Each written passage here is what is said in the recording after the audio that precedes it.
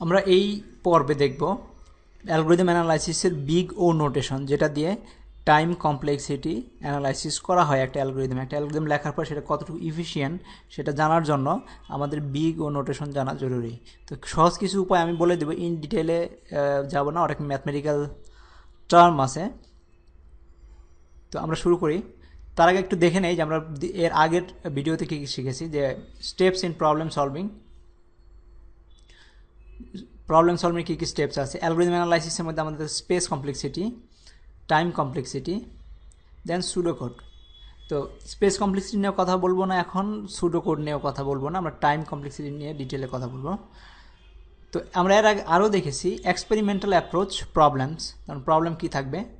তারপরে দেখেছি low level analysis, count operations, abstract even further, characterize an algorithm as a function of the problem size.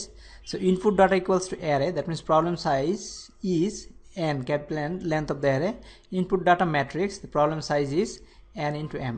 তো problem সাইজটা মানে কত data নিয়ে কাজ করতে হবে সেই ডাটার উপর নির্ভর আমরা প্রবলেম সাইজটা ডিফাইন করেছি। প্রবলেম সাইজ আমরা যদি মিলিয়নস অফ ডাটা নিয়ে কাজ করি, যেমন গুগল কাজ করে, সেটার এক ধরনের অ্যালগরিদম হবে। ঠিক একই কাজ করার জন্য যদি আমরা 5টা ডাটা নিয়ে কাজ করি তো অন্য অ্যালগরিদম হয়তো ইউজ করবো। তো এই জন্য এই জিনিসগুলো জানার জন্য আমরা কোন অ্যালগরিদমটা কোন পার্টিকুলার সিচুয়েশনে এবং কেন ইউজ করব, আমাদের এটার টাইম কমপ্লেক্সিটিগুলো জানা জরুরি। তো গোল হচ্ছে to simplify analysis by getting rid of unneeded informations like rounding. এই ইনফরমেশনগুলো যে রাউন্ডিং যেগুলো আছে এগুলো নিয়ে কাজ করবো না। আর we want to say in a formal way 3n² is similar to n²। The big O notation definition হচ্ছে given functions f of n and g of n, দুইটা ফাংশন দেয়া আছে। We say that f of n is order of g of n if and only if there are positive constant c and n0 such that f of n less than equals to c into g of n for n is greater than equals to n0। তো আমরা এখানে f of n big O notation, f of n একটা function, mathematics, এটা pure একটা mathematics তোমরা হয়তো function পড়েছো ম্যাথমেটিক্সে, সেই একই জিনিস এখানে। f of n equals two c g of n, এখানে c একটা কনস্ট্যান্ট দেওয়া আছে, sorry less than equals to c g of n। তো c একটা কনস্ট্যান্ট এবং g of n একটা ফাংশন, যেখানে n হচ্ছে ভ্যালু, n মানে হতে পারে 0 1 2 3 4 ব্লা ব্লা ব্লা। তো এই g of n এই ফাংশন n এর এই মানগুলোর জন্য তার সাথে কনস্ট্যান্ট মাল্টিপ্লাই করলে সেটা f of n এর চেয়ে বড় হবে। তার মানে f of n এই ফাংশন যে ফাংশন দেওয়া আছে এটা less than equals to constant g of n হতে হবে। এটা হচ্ছে আমাদের ফর্মুলা। তার মানে f of n equals to order of big O here order of g of n, এটাকে বলতে হবে। তো তোমরা ইকুয়েশন গ্রাফ দেখেছো, ইকুয়েশন গ্রাফ তোমরা হয়তো সবাই জানো।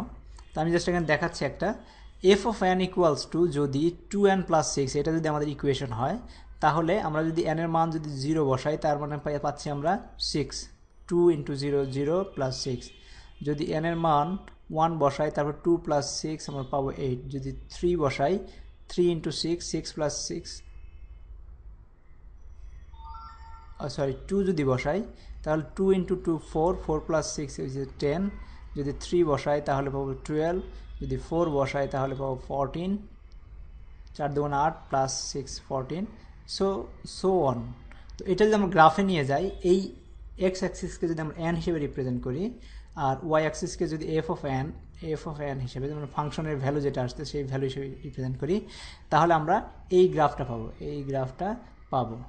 কারণ এখানে হচ্ছে ধরো আমাদের ফার্স্ট যদি n যদি 0 হয়, ফার্স্ট আমরা 6 থেকে শুরু করতেছি, এইভাবে গিয়ে আমাদের চলে যাচ্ছে, আমাদের এই গ্রাফটা হয়ে যাচ্ছে। তো f of n g of n equals two n, তার মানে এটা স্ট্রেইট চলে গেছে। তো আমাদের এমন একটা জিনিস বের করতে হবে, যে কনস্ট্যান্টের মান বের করতে হবে যেটা এই গ্রাফের সাথে ইন্টারসেক্ট করে। তার মানে এটা সবসময় গ্রাফের নিচে থাকবে, মানে g of n এর নিচে f of n থাকবে। তা এখানে f of n এই গ্রাফটা এই formula c g of n equals to 4n, যদি ধরি তাহলে আমরা এই গ্রাফটা পাই। এইখানে এই গ্রাফটা কিন্তু আমাদের এফ অফ এন এর নিচে, তার মানে এটা আমরা নিব না, এটাকে আমরা নিব না। আমরা এর যেটা গ্রেটার দ্যান ইকুয়াল টু হবে F of N, G of C into G of N greater than equals to এই এফ অফ এন হবে, সেই অংশটুকু নেব। তার মানে একটা লাইন যদি টানি, এই লাইনে আমরা একটা ভ্যালু পেয়ে যাচ্ছি, সেই ভ্যালুটাই হচ্ছে আমাদের starting point. So F of n is order of N, এইখান থেকে শুরু হবে, তার মানে এইখান থেকে অর্ডার শুরু হবে। তো তোমরা এইখান থেকে আমাদের এফ অফ এন শুরু, অর্ডার অফ এন শুরু হবে। তার মানে এই সিচুয়েশনে আমরা সবাই সমান, কোনো সমস্যা নাই। আমাদের টাইম কমপ্লেক্সিটি শুরু হবে এইখান থেকে। তো the order of n is an. তো তোমরা যারা ম্যাথস ভালো করছো, ম্যাথস লাগবে, অ্যালগরিদম অ্যানালাইসিস করতে হলে ম্যাথসের নলেজ খুব জরুরি। আশা করি তোমরা এই ফাংশন ম্যাথস চ্যাপ্টারটা আবার দেখে নেবা, তাহলে আর খুব সহজভাবে বুঝে নিতে পারবা। সো এইখানে what about F of N equals to 4n square, is it order of N? No, it is not order of N, it is order of N square. বলতেছি কেন? তারপর এরকম যদি কোনো ইকুয়েশন থাকে, আমরা এই সব ইকুয়েশন বাদ দিয়ে দেবো, ম্যাক্সিমাম যেটা থাকে সেই ইকুয়েশন নেব। তো order of n to the power q. So আমাদের সিম্পল রুল হচ্ছে drop lower order terms and constant factor. Lower order terms and constant ফ্যাক্টরকে আমাদের ড্রপ করে দিতে হবে এবং ম্যাক্সিমাম অর্ডারটাকে নিতে হবে। তো এখানে কিছু প্রপার্টিস আছে বিগ ও নোটেশনে, ফাংশন প্রপার্টিস অ্যাকচুয়ালি, যে ফাংশন চ্যাপ্টারে যে ম্যাথসগুলো আছে, সেই ম্যাথসের যে প্রপার্টিসগুলো সেগুলো এখানেও ইউজ হয়। যেমন f of n, if f of n is order of g of n, then a f of n is order of g of n for any a, যে কোনো এর জন্য এটা এই রুলসটা প্রযোজ্য। তো স্পেশাল ক্লাসেস অফ অ্যালগরিদমের কয়েকটা ক্লাসে ভাগ করা হয়। একটা হচ্ছে অর্ডার অফ লগ এন, আরেকটা হচ্ছে order of n, order of N square, order of n to the power k, এটা হচ্ছে পলিনোমিয়াল, আর এটা হচ্ছে order of a to the power n, এটা হচ্ছে এক্সপোনেনশিয়াল। তো সবসময় যদি কোনো অ্যালগরিদম এই ক্লাসে পড়ে, লগারিদম ক্লাসে পড়ে, তাহলে সেটা বেস্ট। যদি তারপরে যদি না হয়, তারপরেটা ভালো হচ্ছে অর্ডার অফ এন লিনিয়ারে, তারপরে কোয়াড্রেটিক, পলিনোমিয়াল, এক্সপোনেনশিয়াল। তো এগুলোর এই দুইটা মিক্সনে আরেকটা হয়, সেটা হচ্ছে অর্ডার এন লগ এন, এটা আরেকটা হয় দুইটার মিশ্রণে। তো এটা অ্যাটলিস্ট এইটার সাথে ভালো। তো এখন এই অর্ডার দিয়ে আসলে কি বোঝায়, আমরা যেটা চিন্তা করতেছি, তার মানে হচ্ছে order of log of N মানে হচ্ছে যে এই ক্লাসটাতে যে অ্যালগরিদমগুলো পাওয়া যাবে, সেটা ফার্স্টে বলি order of one. Order of one কোনটা হবে? মনে করি একটা প্রোগ্রাম লেখলা পি, এবং এইটা এক্স ইকুয়ালস টু 1 বসায়, বা যাই করুক না কেন, তার মানে আমাদের ডাটা সাইজ যাই হোক না কেন, সে শুধু এই স্টেটমেন্টটা এক্সিকিউট করবে, সেটা আসলে ডাটা সাইজের নির্ভর করবে না, ইন্ডিপেন্ডেন্ট অফ ডাটা সাইজ। তার মানে এটাকে বলা হবে অর্ডার অফ ওয়ান। আর যদি এইটা যদি কখনো যদি এরকম হতো পি এন, তো for I equals to 0 to n minus 1, I equals to x equals to I, যদি এরকম হতো তাহলে এটা অর্ডার অফ এন হতো, কারণ যাই যে এন এর মান বাড়ার সাথে সাথে এটার নাম্বার অফ এক্সিকিউশন বেড়ে যাবে। তার মানে হচ্ছে এটা হচ্ছে অর্ডার অফ এন। যদি এরকম হতো, এর ভিতরে যে নেস্টেড লুপ, আমি যদি এখানে আরেকটা ফর লুপ নেই, for I equals to 0 to n minus 1, for j equals to 0 to n minus 1, then যদি বলি যে x equals to I into j বা I সেম যদি লিখি, তাহলে এটা হবে অর্ডার অফ n স্কোয়ার, কারণ এই n এর মান এটা সবসময় মাল্টিপ্লাই হতে থাকবে, এই জন্য এটাকে n স্কোয়ার হবে। তো এরকমই যদি আমরা লাইক বাইনারি সার্চ আমরা যেটা দেখবো, সেখানে আমরা যত n এর মান দেব, তার n divided by 2 amount of data নিয়ে যদি আমরা কাজ করে শেষ করতে পারি, সেটা হবে লগ n। যত ডাটা দেয় তার অর্ধেক ডাটা নিয়ে যদি আমাদের কাজ হয়ে যায়, তাহলে এটা অর্ডার অফ লগ n হবে।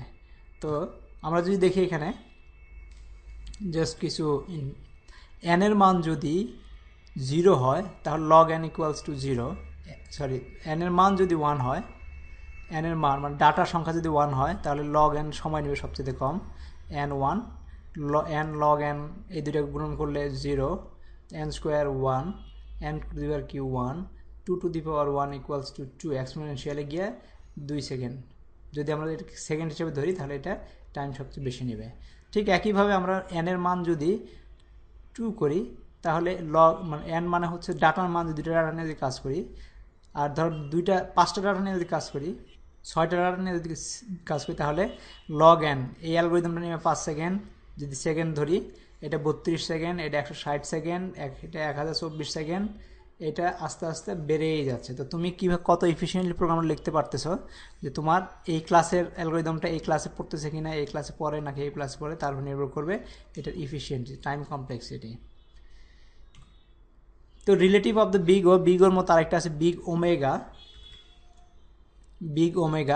বিগ ও সবসময় কাজ করে ওস্ট কেস নিয়ে, মানে ম্যাক্সিমাম ডাটা নিয়ে, আর বিগ ওমেগা হচ্ছে সবচেয়ে কম বেস্ট কেস নিয়ে, মানে সবচেয়ে কম ডাটা নিয়ে।